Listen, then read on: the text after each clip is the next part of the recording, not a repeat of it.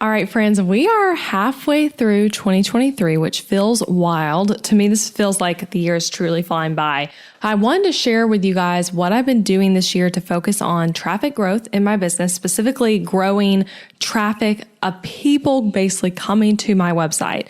And these are things where some of them on this list, I'll be able to tell you like, hey, this worked really well. And like, I'm seeing results from this. I know this is leading to more people coming to my website, more purchases, all that kind of stuff. And then there's a few others where I'm like, hey, I'm trying it. And I know this works for some people, but the jury is still out on its impact on my own unique business. But it is something that I'm trying with the goal of increasing traffic to my website. But regardless, these are 5 ideas for you on ways to grow your own traffic, regardless of your business's niche. I know, I'm over here, I sell a course for designers. I also sell show website templates and I have a podcast. So I'm kind of relating to some of those things, but you can seriously apply these to any kind of business, any kind of niche and make it work for you. And I hope you walk away from this episode with some traffic ideas that maybe you haven't thought of or pursued yet yourself. Or if you're already doing some of these same things I'm doing, I'm hoping you'll get a fresh view of maybe doing them a different way, or even just a unique behind the scenes look at my own business that will give you some ideas yourself. But before I get into these different ways I'm growing my website traffic, I've got to tell you guys some very exciting news. I launched a new template last week. I feel like I've been releasing new templates so much this year, which has been crazy fun. And I think this particular template is maybe my favorite template yet. I know I'm not supposed to have favorites, like having favorite children, but I really, really love this template and feel a little jealous of all the people who are going to get to use it because I almost wanted to keep it for myself. So the new Casey template is seriously the most extensive template I've ever designed. It has more pages, more bells and whistles than the average template, and it's super fun, bright, and unique. It comes with all the pages you'd expect on a template, but it also comes with a podcast page, a YouTube page, a course hub page, which I absolutely love, a service page, discovery call page, a full blog, and all kinds of other, just like I said, cool bells and whistles, cool features. If you're someone who creates content for your business, maybe you're a course creator, a blogger, something of that nature, it's going to be a really good fit for you. So anyway, go check it out. It's called the Casey template. You can find it at elizabethmccravey.com/Casey. That's spelled Kacie. I'll link to in the show notes as well, but go check it out and send me a message, an email, and let me know what you think of this one. Or if you're like, oh my gosh, this is the website of my dreams, go ahead and buy it. You can make it your own website that I can then be jealous of. All right, let's get into the first way I've been growing my website traffic this year.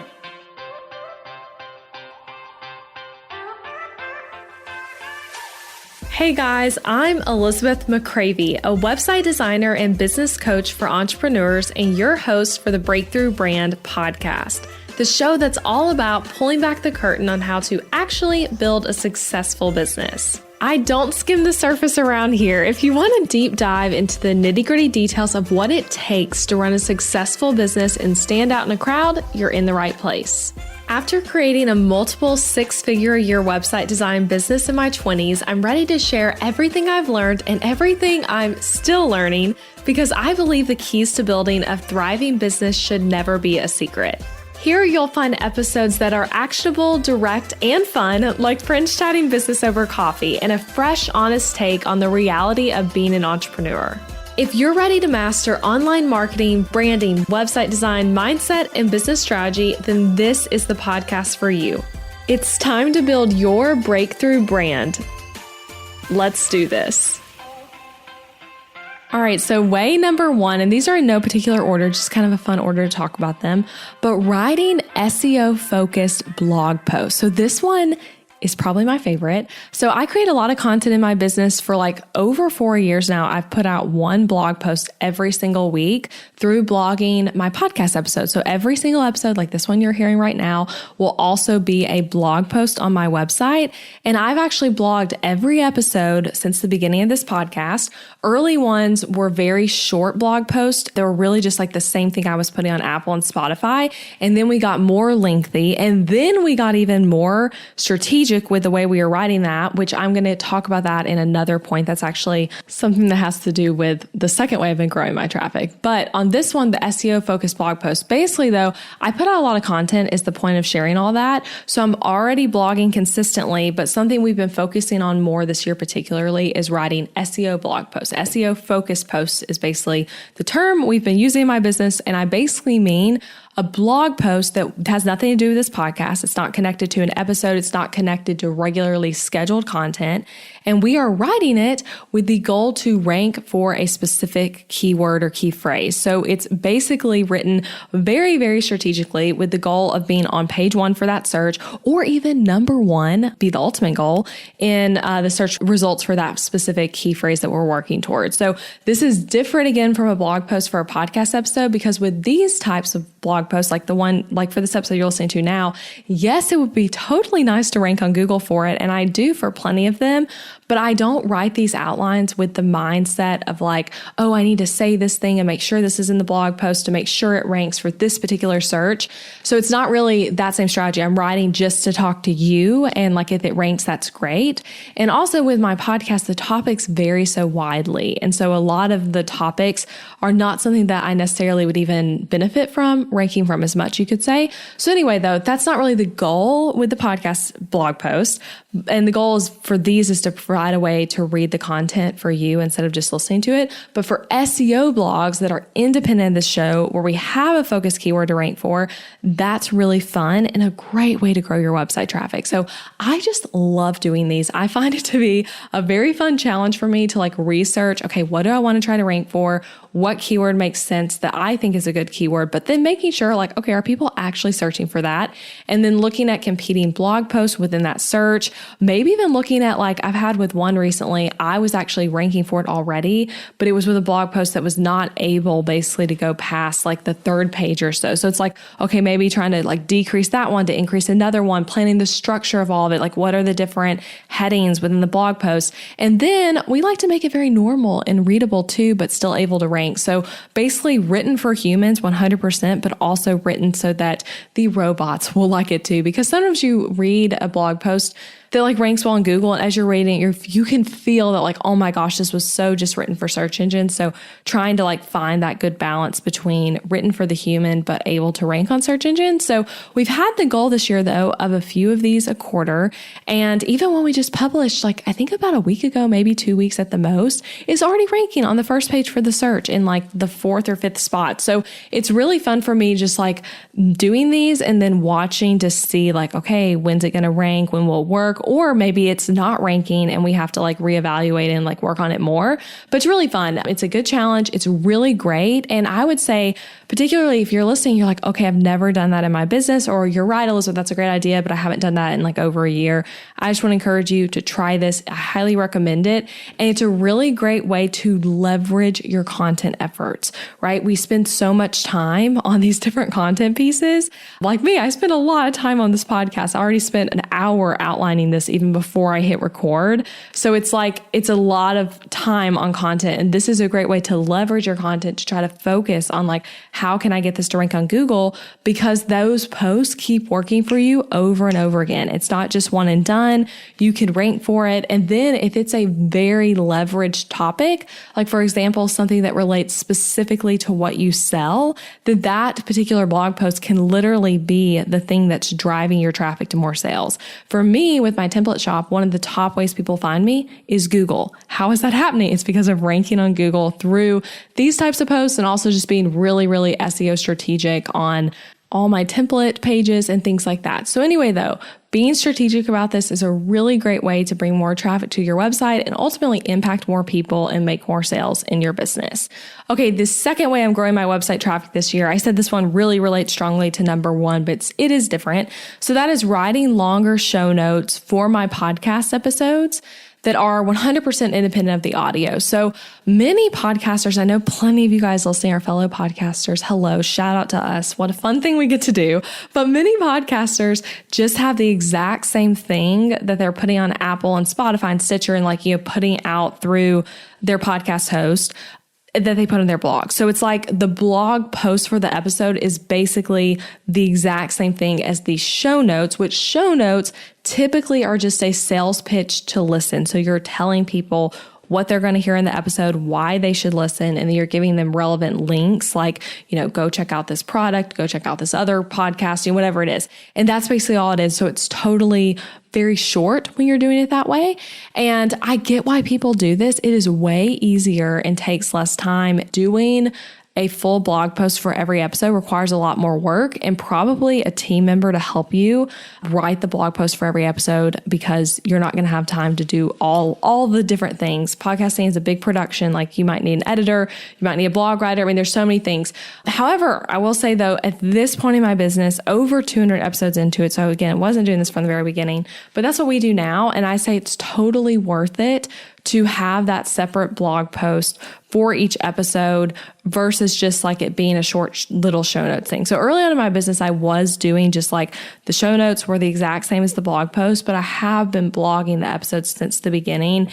And pretty quickly, I hired someone to help take my outlines and turn them into a blog post. So I think that's a worthy hire. If you're a podcaster listening, like that can be a great first hire in your business. Just having someone who's maybe doing even other virtual assistant like tasks, but then also writing your blog posts. So that could be a good thing to consider. But here are some things that I would say are why this is worth it to write those longer show notes. That's really a blog post based on your outline. So it increases the time spent on your website. And for me, it gives people a reason to go to my website and then maybe also click around to other things. So people who, maybe you're one of these people, you listen to the audio for the episode, you may also want to see it in written format so that you don't have to take notes or you can reference it later. So maybe you listen to a podcast episode you really like and you didn't take notes in it because you're loading the dishwasher, driving the car, working out, whatever it is.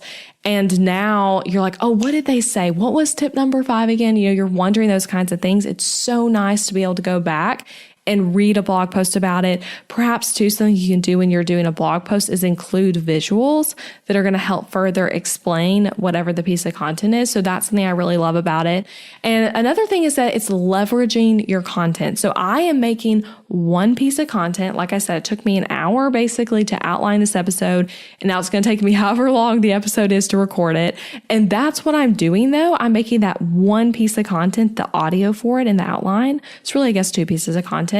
But now we have more pieces of content because of this that are all independent of each other. So someone can read the blog post for this episode and never go listen to the podcast. Maybe they find it on Google or maybe they get it sent to them by a friend. Maybe they find it on Pinterest, wherever it is, but they don't have to listen to the audio and they can still get a win from it. Something you may have experienced that I know can be frustrating at times. Maybe you find a pin on Pinterest you really love and you're like, oh, that's a great topic. I'd love help on that thing. And you click on it and it's just the show notes for a podcast episode.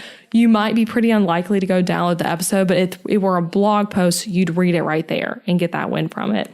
Another thing of why I think writing longer show notes is better, it's going to help you rank more on Google than short show notes are going to. The short show notes that are what you're just putting on like Apple and Spotify are likely going to be less than 500 words and therefore not really going to even stand a chance to rank on Google for that search because it's just not enough content. It also might likely be just a lot of bulleted content versus like paragraph format. Also likely not a different headers and things to divide the content. So anyway, it's less likely to rank. So writing longer show notes is so worth it if you have the capacity in your business to do it yourself or to hire help to help you write it and make it live on your blog. So that's a way though that again, growing traffic to my own website that I've seen really work well. Now this third way I'm growing traffic to my website this year, this one's one where like the jury's still out, it's working for me or not. However, it is worth it for me to try it. And that is doing YouTube. And specifically what that looks like for me is posting guest interviews from this podcast to YouTube. So I truly believe that new things like this is something you have to like weigh for yourself and for your season of business, your season of life, if you want to try it or not. So just because it's like, oh yeah, this works for me, or it felt worth it for me to try it, doesn't mean that would be for you. So that's something to just always remember as people give you business advice. But for me this year, traffic is a big goal and leveraging my content better is also a big goal for me as well. And YouTube is a really great way to do that. And it truly feels like an experiment, right? Of like seeing, am I going to see traction from this? Am I going to see sales from this? Are people going to be engaging with the videos? But it's a great thing to try. So YouTube is another search engine, really. It is literally owned by Google. It is like a video search engine. So for me, getting some of my episodes on there, by doing that, I'm increasing my chances that people find this business and find this podcast because it's like I'm putting my content into another search engine that previously it was not on. Also, YouTube videos tend to rank well on Google for searches. So that's like another opportunity to get found on Google. And depending on you and your business, you might already be creating content that you could just put on YouTube and like repurpose there, especially with YouTube Shorts. You have to make it work for you and your business though. So originally in January of this year, when I like set out my YouTube goal, like one of my goals this year was literally getting on YouTube and starting to put content on there. Originally, I had the vision that every single podcast episode was going to go on YouTube with video. So like me right now, if this was on YouTube, it'd be me talking with the mic in front of me, looking at my notes, but also filming it, and then us editing that video just like we're editing this audio, and then putting it on YouTube with like the title, the show notes, all that kind of stuff. And I quickly shifted though to it just being interviews because I really like doing my solo episodes without the camera on me. I feel more natural when I'm just looking at my notes and like talking into a mic, and also not having to get all like ready every single time. Like right now, I don't have any makeup on. It's early in the morning. I just have my coffee with me and I'm in very casual, like workout athleisure type clothes. And I don't want to have to get ready every single time I do a podcast. So now it's been only interviews on there. And I've also been doing shorts. So a year ago though, I didn't feel like YouTube made sense for me. Like this time last year, I was like, okay, that's not something I want to pursue. I have too many other things going on. And then this year it does. And the cool thing, it was a lot of work getting it going with the processes for it, talking to team members and like training and back and forth of like getting things set up and planned. For me, like setting up the channel, making the artwork, writing the description, making the categories, like kind of looking into like what are other people doing, designing like the cover image template, like all those kinds of things was a lot of work to get it started and getting the systems ready, right? But once we got it down, it's really cool because it actually is not more work for me as the content creator.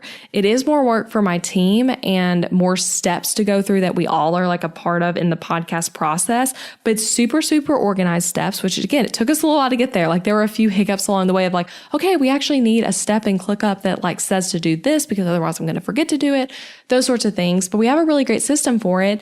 And now for me, I am doing the same work for the interview as I was always going to, because I've always filmed my podcast interviews prior to this. I'd use Riverside Now, which you can go to elizabethmccravy.com/Riverside if you want a discount on that. But I use Riverside Now for recording interviews. Prior to that though, I was using Zoom and leaving camera on. So like I've always had to get ready for podcast interviews. I've always been on video, but now that we're also putting those videos on YouTube, it's like I'm getting 3 pieces of content instead of 1. So I'm getting the actual audio from the interview that you're hearing on this podcast. We're getting the blog post that's a full-on blog post that's like saying, here's what we talked about, super, super well written. So getting a blog post for it, and then also getting a video version on YouTube. So it's like just really, really leveraging the content well, and therefore hopefully increasing traffic. So for me, like I said, YouTube, is it going to be a great thing for me? Is it going to be something I do forever? I don't know yet. I'm still kind of watching to see like, okay, am I going to start seeing sales coming from YouTube, as in people who buy from me saying like, hey, I found you on YouTube.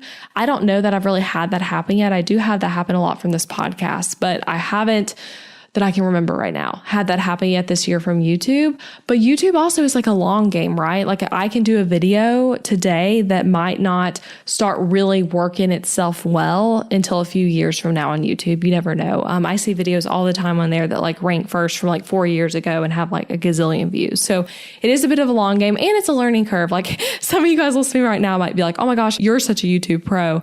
And I maybe sound a bit silly talking about this because I don't know a ton about YouTube. It is a learning game. And I'm putting content out there and trying it and like going to see what works and what doesn't. Okay, the 4th way, this is a fun one. Doing summits and collaboration type of webinars and also speaking engagements would be like a 3rd thing I'd add to that. But this is a really great way to increase traffic to your website and just increase visibility for your brand. Obviously being in front of like different audiences is just huge. So back on though, how you have to decide what makes sense for you in your season and for your particular type of business. In my previous maternity leave, newborn, no outside the home childcare season of life, this did not make much sense to me. And I actually was saying no to like all these different summit opportunities and collaboration webinars, and also saying no to a lot of podcast interviews during that time This year, though, I was interested in doing more of this stuff very strategically. So in the first quarter of this year, actually, I participated in my first summit ever. That was in the very beginning of the year. I want to say early February. And then very quickly after that, I did a webinar for Dubsado, like literally 2 weeks later is when that happened. And then prior to both those things, in January, I spoke in person at the Creative Educator Conference.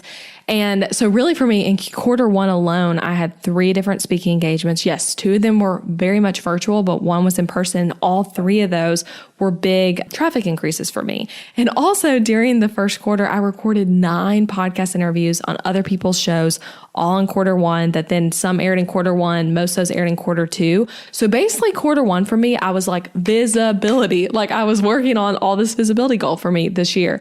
And I actually hear a lot of people asking, and a friend of mine actually literally sent me an email last week asking this, but like wondering, are participating in those online summits and challenges and webinars and things like that you're like collaborating, especially online summits, like, are they worth it? And I literally had a friend that messaged me and asked, like, I'd be curious, like, I've seen you've done some of these now, like, has it been worth it to you? And I think it totally depends on your goals and on that particular summit, what they're asking of you, what they're doing to promote it, what are you getting out of it? Are you getting email addresses? Are you not? And it's going to depend on that. And it's really important to ask good questions before you say yes to things or apply to do things. And I think the truth is, obviously, some are worth it and some aren't. It depends on you and how you're approaching it. But the summit I did in quarter one was Thrive Summit, which is a summit for designers. And it was truly worth it to me to do. And I actually really, really enjoyed it. However, I would say it was a lot of work. So I created and recorded a 45-minute presentation on something completely new. So it was like all new content for me, making the slides, recording it, writing the outline. I mean, super, a lot of time. And I also made 2 freebies that went with that summit. One was like for people who were a VIP, and then one was for everyone. So like that was a lot of work as well. I sent many emails out to my email list. I hired my copywriter, right? So there was that expense in there and just like the setting up of all that. So it was a lot, but it is like, what are your goals? So for me, it brought a lot of traffic to my website. It grew my email list, it grew my following, and it helped my next Book.Designer promotion week to be really strong because I got to get in front of a community of designers who may not have heard of me and could be interested in Book.Designer if they were to hear about it. So it was a great thing for me, but again, it was a lot of work, and I've enjoyed doing these things, and it's fit well into my goal for the year and has increased my site traffic for sure, but you got to decide if that makes sense for you. For me too, with the Dubsado webinar I did in quarter one, also super worth it because I love Dubsado and I love getting to work with them and collaborate with them and help them create content and things like that. And I also was able to repurpose the stuff I made for that into a freebie on my own website. So it's like, you got to, again, make it work for you. In a few months, or maybe this month even, I'm not sure when it's going to happen, I'm doing a training for Showit that's going to go in like the Design Partner Hub for people who become new design partners to get to watch. So like that's really fun and things I want to say yes to. So I think you've just got to evaluate it for you and know what your goals are and know what results specifically you're going to get from those types of collaborations and summits and things like that.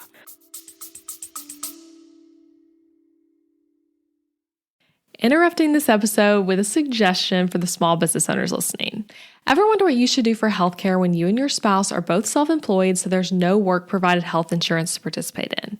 Well, when my husband Adam joined me in the entrepreneurial job space over 4 years ago, we joined Christian Healthcare Ministries instead of getting traditional health insurance. And it was the best decision for us, especially in these years of growing and raising a family while also running multiple businesses. CHM is a health cost-sharing ministry and is a faith-based alternative to health insurance. We did tons of research before choosing CHM, and if you know me and Adam, you know we are all about doing the math when making big or small financial decisions. And even though it's not insurance, CHM shares 100% of eligible medical bills, which is more than the typical 70 or 80% of medical bills paid for by insurance companies. All sharing is determined by the CHM guidelines, which you can check out before and after joining.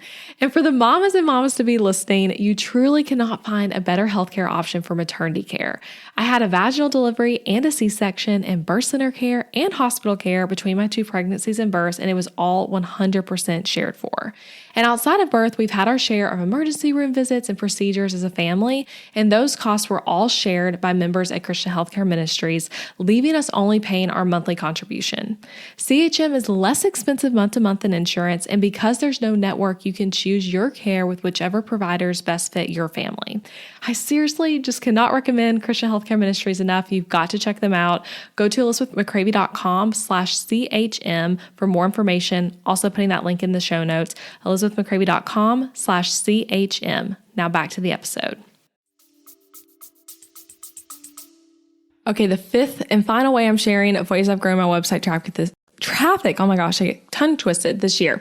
Anyway, focusing on Pinterest. So this one seems obvious. Don't turn me off yet, though. I have some kind of interesting things about this. So Pinterest is an amazing way, obviously, to get more people to your website, especially if what you do has a strong visual element to it.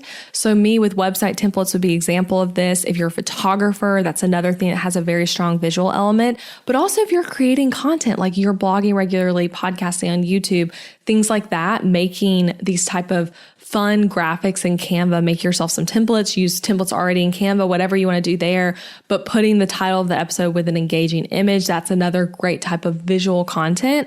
But something I really loved, and this is like a bit of like a personal project vibe for me, but I've loved working this year particularly on ranking certain things on Pinterest, making more boards, all of that kind of stuff. But the thing that's been like more of a personal project vibe, you could say, is that I've been pinning more lifestyle type content that I had the goal of like getting it to rank for certain terms, get lots of views, get lots of clicks, and maybe even try to make it go slightly viral and send lots of traffic to my site through it. And then also with the goal of making affiliate income on the products I'm promoting through Like to Know. So examples of this, what I mean. So pins of Colin's Nursery, maternity photos for my various maternity photo shoots that now were over 2 years ago. And then all the first, second, and trimester blog posts I wrote while I was pregnant, again, over 2 years ago now, but I wrote those blog posts and it was fun trying to get them to like rank on Pinterest. So you might think though, like why try to get traffic from those things to my website when it's not actually what I sell? I think for me, it's like a mix of like, hey, it's not what I sell, but it's something I really love talking about. And I like being able to help other people because I spent so much time during pregnancy, like planning photo shoots and planning my baby's nursery and all that kind of stuff, like on Pinterest, clicking into these different images I liked and really being like, oh, I hope they told me the paint color. I hope they linked to that dresser. So I like being able to help other people by doing that thing and by actually linking to it. But it's also a great way to make money and to help your website just have more domain authority and rank more on Google. So anyway, for me though, I would say, if you're going to do this and things that have been important to me in it is like making sure that that like cute maternity photo or cute newborn pic is linking to an actual blog post on your website, not just to your homepage. That's something I see a lot of people do on Pinterest where it's like they pin this beautiful image that people are definitely clicking on, but then just links to your homepage, which means people are going to just quickly click off your website because you didn't give them any information that actually tells them about that photo. So link to a blog post on your website that directly relates to whatever that photo is and put affiliate links in that blog post. So write in a way to give that person what they're after. A person who clicks on like a cute maternity photo shoot picture or a cute photo from your branding photo shoot, they likely want a link to your outfit. They want to see more of the images. They want links to any props you're holding in the photos. And they might want to know the location of where you did this photo shoot and the photographer.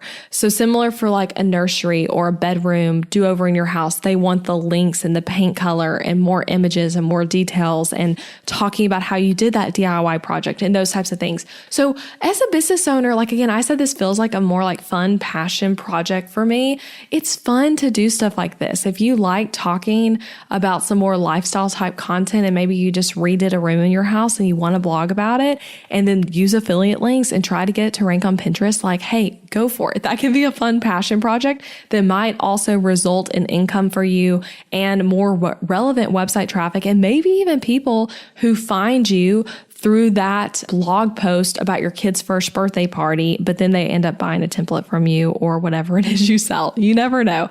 So that's a really cool thing and just focusing on Pinterest. And I just gave examples about ways I've been focusing on it that don't have to do with templates or my coursebook.designer, but I obviously try to focus on content that relate to those as well, but it is easier, I would say, on Pinterest to get things to rank and go viral when they are more lifestyle type content like the maternity photo and brand photo shoots and things like that. So anyway, it's fun. It's fun seeing like what works and what doesn't in that realm. So that's it though. Those are some of the ways I'm increasing my website traffic this year and are worth trying for yourself. I'm going to read back through this list. And as I read through it, maybe like jot down for yourself in your planner and on a note on your phone, or just think to yourself, like which one of these could be a good way for you to try, or if you're already doing all of them, a good way for you to like further leverage. So those ways were: number one, writing SEO focused blog posts. Again, I think that's something everyone should be doing. So if you're not doing that, maybe that should be your one. Number two, writing longer show notes for my podcasts that are 100% independent of the audio. Number three, putting my guest interviews from my podcast to YouTube. Number four, doing summits and collaboration webinars. And number five, focusing on Pinterest and trying to pin lifestyle content that has the potential to get lots and lots of clicks. So that is it. Those are ways I'm increasing my website traffic this year. And again, I've seen real results from basically all of these. Really the one that I'm like, jury's out on is YouTube. So maybe I'll keep y'all up to date if I decide to like keep doing YouTube into the next year and I know I'm going to keep doing it the rest of this year because I've like committed to that.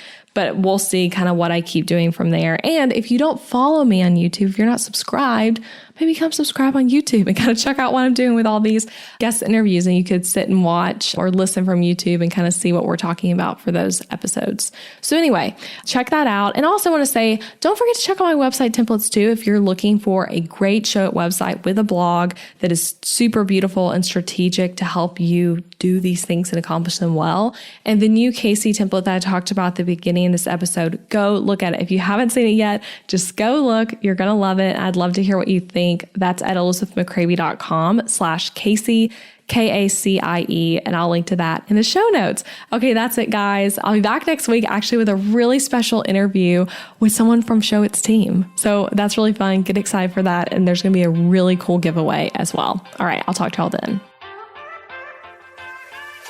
Thank you for listening to this podcast episode all the way until the end. I appreciate you being here. And if you enjoyed this episode, then I want to invite you to check out my website template shop too. Over on elizabethmccravy.com, you'll find Show It website templates that are easy to use, strategically designed, and created to help you book more clients and customers.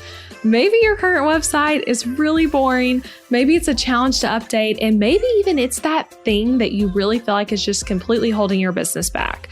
Your website needs to be strategically and intentionally designed in order for it to convert your viewers into raving customers, and that's exactly what my M-Shop templates do. So these are pre-made Show It website templates where you can plug and play your content into it with ease and then get started with a website that's designed to actually help you make more money. These templates are designed to be SEO friendly on the back end, and they're not just pretty, but they are very strategic and with all the strategies I teach on this podcast. And best of all, they're easy for you to set up all by yourself. So shop them at elizabethmccravy.com/shop and come join the M-Shop family of hundreds of happy customers. And as an added perk, you can use the code BBPodcast at checkout to get 10% off any template as a thank you for being a part of the podcast family. So that's BB Podcast for 10% off any template over at elizabethmccravy.com. And if you love this podcast, don't forget that you can subscribe on Apple Podcasts so that you never miss an episode, and leave a rating and review for the show wherever you're listening. Share it with a friend, share it on Instagram or Facebook. That's a great way to support the podcast and get the word out. All right, I'll be back next week with another new episode.